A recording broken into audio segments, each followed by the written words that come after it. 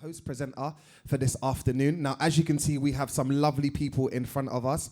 This is Houseful. Now, I was going to say something about every single one of them. However, I feel like we'd be here for quite a while because they have very extensive and amazing portfolios regarding themselves. So one question I'm going to leave with you before I hand over to Sandy is this. One of these people stood in front of you and sat in front of you owns a podcast.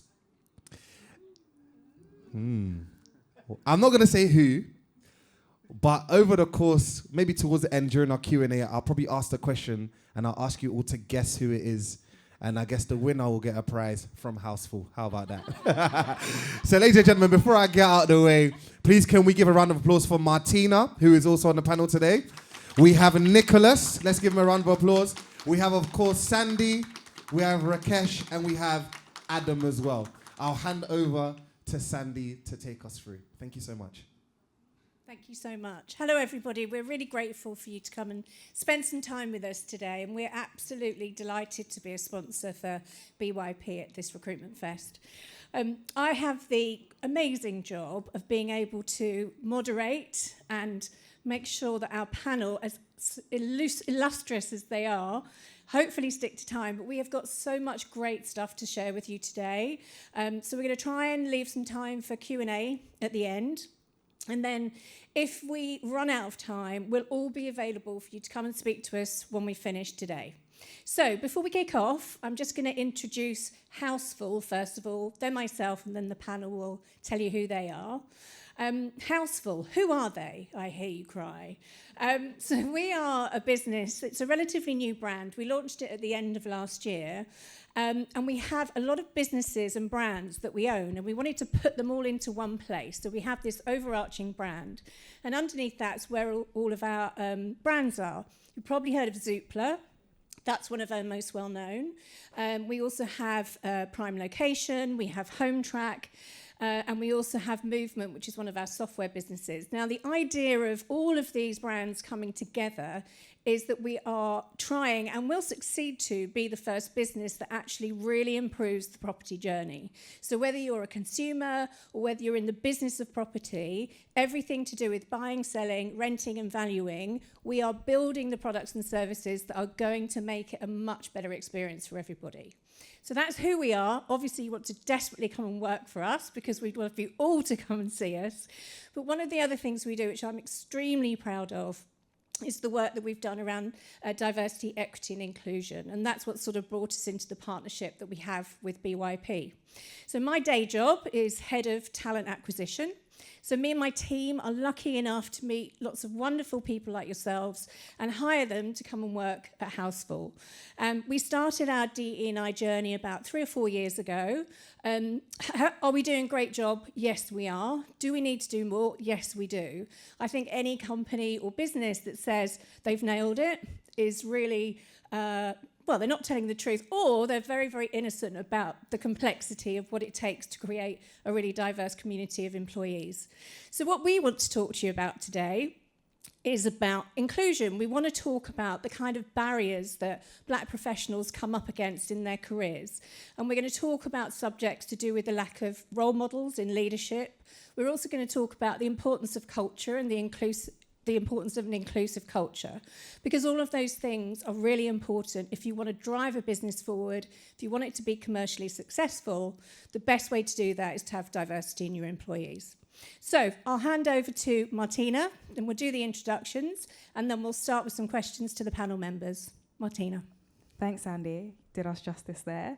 My name's Martina. It's so lovely to see you all. I'm the newest here, so I've been at Houseful, the artist formerly known as Zoopla, for the last 6 months as head of marketing for our software division. I've spent the last 14 years in marketing. I like long walks on the beach. And I'll pass over to Rakesh. Hi, everyone. It's great to see you here. I'm Rakesh. I'm the group head of tax at Houseful. I've got 18 years of experience working as a tax professional. I started my career at a Big Four accountancy firm, spent 10 years there and then moved into industry. Outside of work, I'm a keen gamer, currently playing Astrobot on PlayStation 5. Astrobot? Hello? Can you hear me? Yeah. Okay. I'm Nick Reed. I am the lead sales consultant. I've been with Zoopla for 10 years, and I have, I think it's just over 20 years of sales experience in various places. So yes, very happy to be here today. Hi there, my name is Adam Sheldon Smiley. I am the head of internal sales. That isn't correct, as you can see on there, but I've been at Houseful for over 10 years, or just under 10 years, sorry. So I head up a team of 26 sales individuals across the UK, a very diverse group of individuals. And I guess hobbies for me, holidaying a lot. I went to China, Japan and Korea this year, which is really, really cool. So yeah, it's me. Fabulous. Thank you, panel. Okay, yes, sorry about the error on Adam's title. He hasn't just been promoted to Head of Internal Sales today. He has had that title for some time, so it's a bit of an error there. So we'll get into it. And what we're going to do is I'm going to ask each panel member 2-3 questions, and they're going to talk to you about those things. I'd love for you to sort of get involved, and if you think of a question for any one of the subjects that we cover, as I said, we'll get some time at the end to go through it. We've got people from very different parts of the business, which I think is really important, so you can hear from different experiences from people from different backgrounds too. Okay, so we'll kick off. Martina, I'm going to come to you first. So we all know that there's a real lack of representation in leadership from a black professional perspective. What do you think that underrepresentation, how do you think it impacts people, and how do you think particularly it impacts emerging black talent? Great question. Thanks, Sandy. Everybody, I think, here probably knows the adage, if you can see it, you can be it. It's incredibly hard to visualize your trajectory in any kind of corporate environment when you don't see people that look like you. And, my background is technical digital marketing, and I've always been the only one in most rooms that looks like me.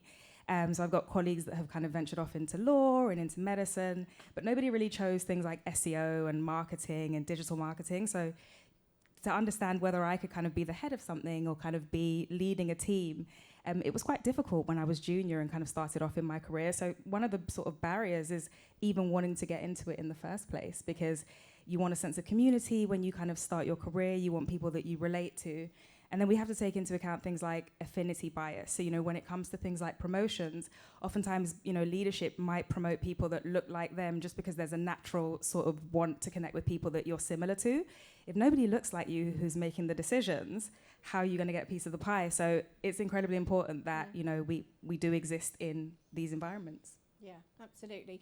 And I think it's really important to know, we'll talk a bit about bias further into the session, but everybody has biases. If you're a human, then you have them.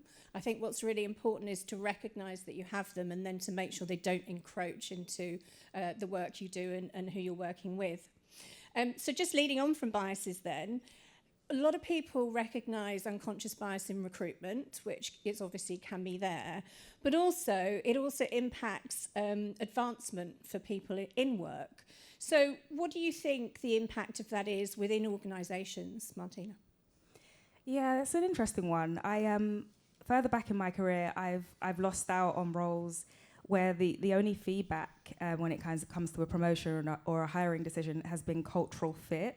It wasn't the right cultural fit, which I think is a little bit euphemistic, because what does that mean? And again, I didn't want to be the person calling out, is it this or is it that? And I think biases exist. We all have them. Unconscious biases exist. You form an opinion on somebody as soon as they walk into a room. So again, it's about identifying that we have them and kind of, whether it's training or kind of having conversations with people to understand things that you could be doing differently to make sure that everybody has equity in hiring decisions. I think that's super important.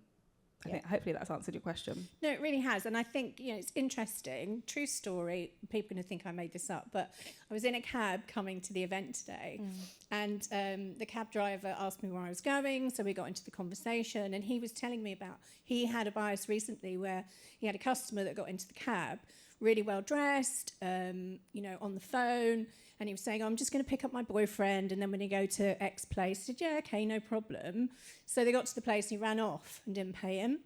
And he said, I suddenly realised that I was actually biased of that person, because if I'd seen someone who looked a different way, and in my mind, I thought, I'm not going to take you because you're going to dodge my fare. He said, so I recognised that he lost the fare, obviously, not good. But he recognised there and then that he just made an assumption, good or bad. And that's something that we all have in us, I think. Absolutely, and just, I guess, sorry, to go. to add to that, I think there are some sort of things about us that maybe we can mask. So we have fantastic ERGs across Houseful, and one of them is for minds of all kinds, for people with neurodiversities. And again, I can't hide that I look like me when I walk into a room. So again, there's that. You have to balance that with, but yeah, so it's a fantastic example that you gave. And it's just kind of making sure that we sort of identify that and aware 100%, of it. Yeah. As long as you recognise them, then you can do something about them. I think that's the most important thing. And don't feel bad. The thing to feel bad about is if you don't recognise and deal with it. But yeah. Okay, and then we'll talk about sort of cultural tax, I think, is a sort of title on the next question that we've got. So how do you think organisations recognise and address the additional burdens that are put onto black employees who are really expected to, to be the leaders in diversity, to put themselves in front of the camera, so to speak, all the time?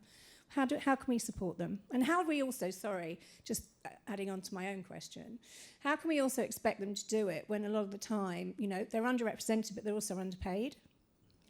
It's an extra job. It's an extra set of, responsibilities. I work in marketing and lead a team, and then there's this other job of wanting to be really passionate about all things diversity, equality, and inclusion. And so I think allies in leadership and getting that buy-in from people who are super senior to not only understand kind of what goes into supporting ERGs, but also kind of backing it and saying, how can I help? And I understand that can sometimes be difficult because leadership don't always know how to approach groups that maybe they aren't a part of, minority groups, where they're the majority. But I think just, again, over communication and asking, how can I support, even if it's a little bit uncomfortable, which sometimes it is if you're kind of trying to support a community that you're not in. Asking the question and asking to ally, I think is probably one way to approach that. Yeah, I totally agree with that. I remember not that long ago, probably about 2 years ago, we were interviewing a black young professional, female, for engineering a senior role. Excuse me. And, she was brilliant, first things, but we were desperate to have her in the business. But through the interview process, apart from me, there wasn't any diversity in our interview panels. So we made her an offer, and she really wanted to come and work for us, but she said, I'll come back and work for you in a few years when you've got more diversity in your panel, because I don't want to be the only person that looks like me and has to have all that responsibility. And it was a real wake-up call for the business. So I will be calling her soon, though, because we are much better than we were. But, to your point, it's really important. You can't expect people, just because they look a certain way or believe in a certain thing, that they have to lead the charge.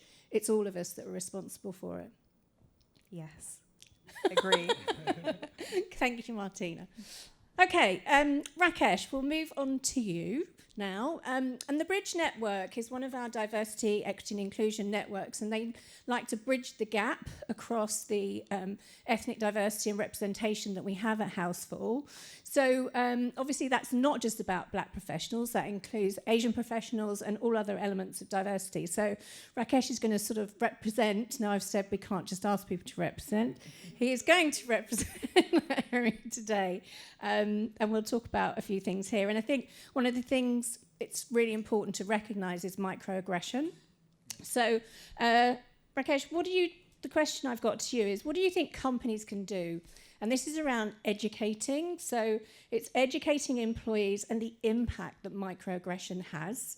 How does that impact culture?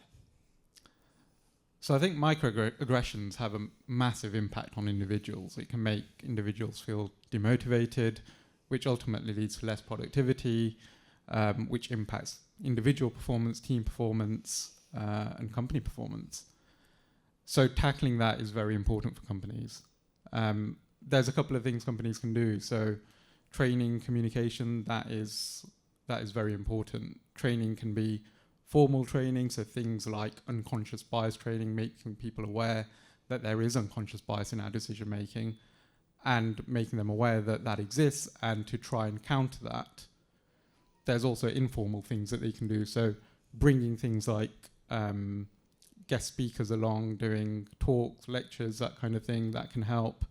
Roundtable discussions about microaggressions. All of that will bring these issues to the fore, which will raise awareness of the issue.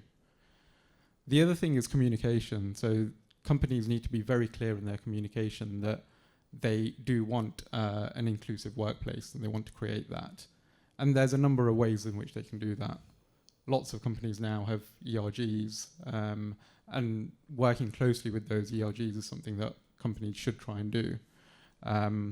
At Houseful, the Bridge Network, which is the ERG for ethnic representation, is working on a number of things with the business. So one of them is raising awareness of cultural events so that people feel like they are part of an inclusive business, and they don't feel like their culture or their background should exclude them from celebrating cultural events. One of the other things that we're working on with the business is introducing that unconscious bias training. We have a set of training which all individuals have to do within the business as part of our annual compliance training, but unconscious bias training isn't one of those things yet. And that is something that we have identified as an ERG that needs to be rectified. And then I think the other thing is just getting allyship from senior people within the business. Martina mentioned it earlier, but having that sort of board representation in these DE&I discussions and decisions that are being made, that can really help elevate the issue. So if there are things that the ERGs identify, they can escalate that up to the board, who can then look to address some of those issues. So I think there's a number of things companies can do. I think it's a really important point. I just realised I couldn't see anything, so I found my glasses, which, oh, hi. There are people in the room.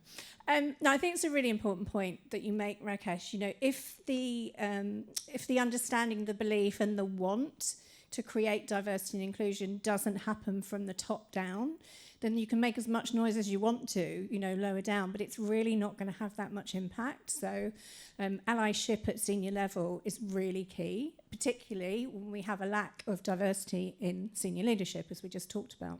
Yeah, and one of the ways that we do that in Houseful is each ERG has a sponsor from someone from the board. So the sponsor for the Bridge Network is our CFO. So to the extent that we need anything escalating up to board level, our CFO is a representative who helps us do that. So it is really important. Yeah.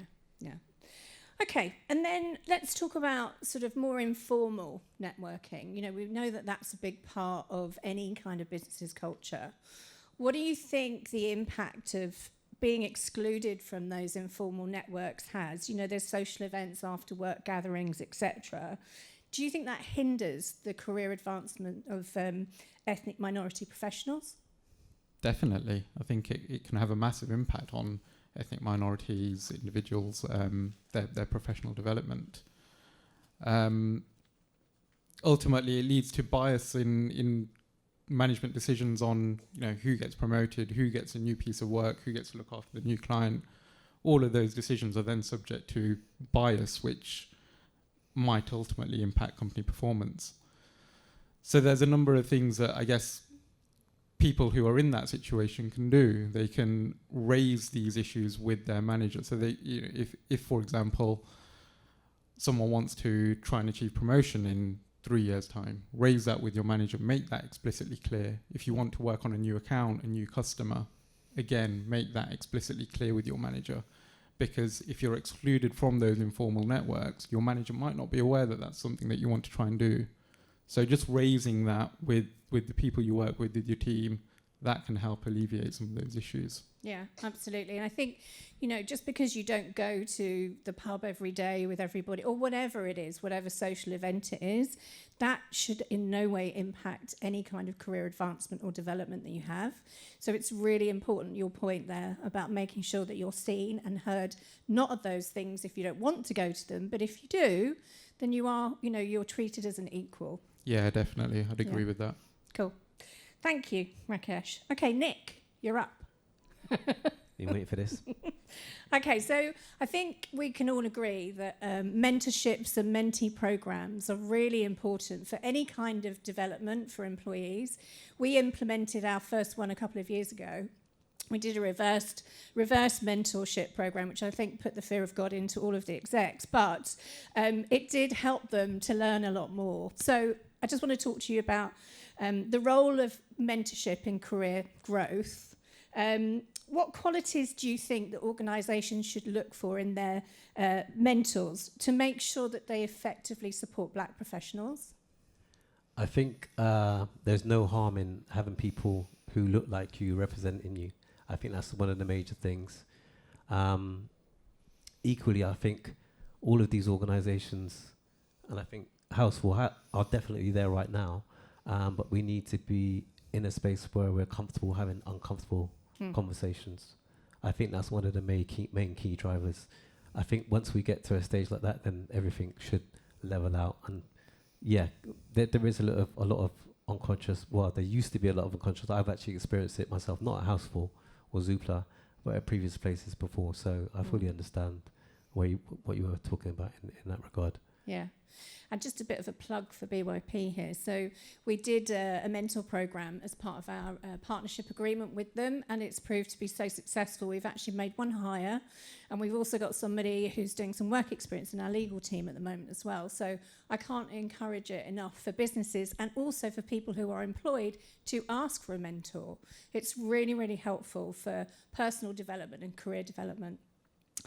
Okay, let's talk about sort of sponsorship, Nick, and how we open doors to opportunities. What do you think organisations can do to encourage more focused on senior leaders to take on sponsorship for black employees? I think sort of echoing what was said earlier in regards to having people at the higher level on board.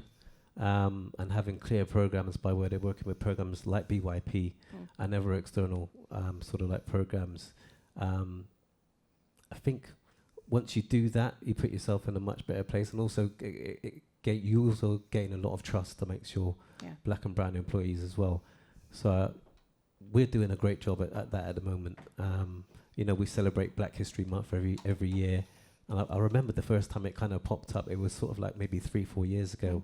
And at the time, I just started dating my partner, who's here today, and I sort of like pointed out to her, and she was super impressed. So, I think Houseful are doing as much as they possibly can to do that. But yeah, I still think there's still room for improvement. Brilliant, thanks, Nick. We talked too much, and we haven't got much time left, so we may not have time for Q&A. We have got time for you, Adam. So please grab us afterwards. I just want to move on to building this culture piece that we talked about. So I think it's so important that the culture is right for people to be their true selves when they turn up to work. So what do you think, Adam, what challenges can organisations face when they're looking at creating an inclusive culture? And if it isn't, how can they address it? Yeah, I mean, I think a lack of understanding of the value of what a sponsorship or mentorship can bring, and sort of how profoundly effective it can be. Educating the value on mentorship is something that we can make a difference in. So what I'm trying to say is, individuals within ethnic groups might not understand the value that a mentorship can bring, and therefore by educating the value of mentorship to those people, they understand the positive change. And Sandy made reference to that of the individual that we hired through the BYP mentorship program, and the feedback that I got from that individual was super positive. And obviously, they're doing a great job. So yeah, hope that answers that. And just second to that, within that question, I also feel another challenge is a lack of access to mentorship, or culturally relevant mentorship specifically. Can you expand on that a bit? Yeah, so essentially you might have a mentor within a business, but they might not understand the struggles or the the what they may face, or ethnic groups may face, the challenges, shall I say. And I think a way around that is you look to, again, diverse leadership at a higher level, having people that you can aspire to be like at the highest possible level. Or alternatively, non-diverse leaders who embrace and understand the unique challenges faced by diverse groups, so educating themselves. Stuff like Black History Month and so on, educating and understanding those challenges so that when they speak and mentor those individuals, they can truly get an understanding of those day-to-day challenges. So. Yeah, such a good point. And I think it's also about creating the environment where people feel comfortable to share uncomfortable experiences. Yeah, for sure. Because we can't all pretend that we love everything to be brilliant, but it isn't. Real life means that people have challenging situations, but they need to be able to address those. And talking about them, hopefully, will stop it happening again. Sure. Okay, one more for you, Adam, and then I'll get you all just to say your last few things, and we're going to run out of time, but I'm not going to look at Andrew. So what about cross-organisational mentorship? So we talked about why it's important. What are the key considerations, do you think, in cross-organisational mentorship programmes? Sure. I think mentees that share similar experiences and competencies to ensure there's sort of a level playing field, equal opportunity in that regard, I would say. Sort of aligned company mentorship objectives, so ensuring that I guess the purpose and the ideal outcome of what the companies or organizations want to achieve is aligned. That's key. And I think aligned company values, you can't have a company that's that's not for diversity inclusion, working alongside a company that is very pro. It has to be aligned across the board so that we're all looking to obtain the same goal. And I think if you make those goals clear and you set those goals out, then the end result will be positive, in my view. Perfect. Okay, closing remarks. Martina, I'll start with you. What would you like to summarise and key takeaway for the audience?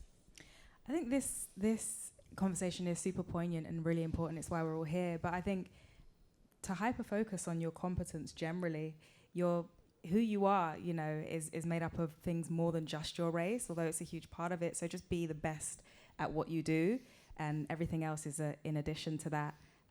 You haven't lost out on something then because of the way you look. It may be you need to kind of study in another area. So just double down on your skill set. I think that's really important generally. Thank you. Rakesh? I'd say try and get involved with your ERGs if you have some within your employers or prospective employers, because through working with those ERGs, if we can all work together, then I think D&I can massively improve over the next 5 or 10 years, but it's not going to change overnight unless we all try and do something about it. Nick? Yep, I still think there's a lot of work to be done, but equally I think that a lot has changed in the last 4 years in terms of diversity and acceptance and people being more loving and rewarding to different cultures. So I think that if we can continue to do that, whilst at the same time trying to eliminate the biases to a certain degree, because I don't think you will ever, because there's always going to be certain people with different ideologies. But I think if we can get further down that road, then we'll all be in a good place. Thanks. And Adam? Yeah, I'm going to echo what Martina said. Just go out and be the best that you can be. Also to what Nick said, there's always going to be challenges in place that we have to overcome. But go out, be the best that you can be, and utilize the support networks around you as much as you can to learn and develop and grow your competencies and be successful, I'd say. Thank you. Great messages there. Thank you so much for listening. I'll hand you back. Thank you. Andrew. Thank you so much. Let's give Houseful a round of applause for tackling.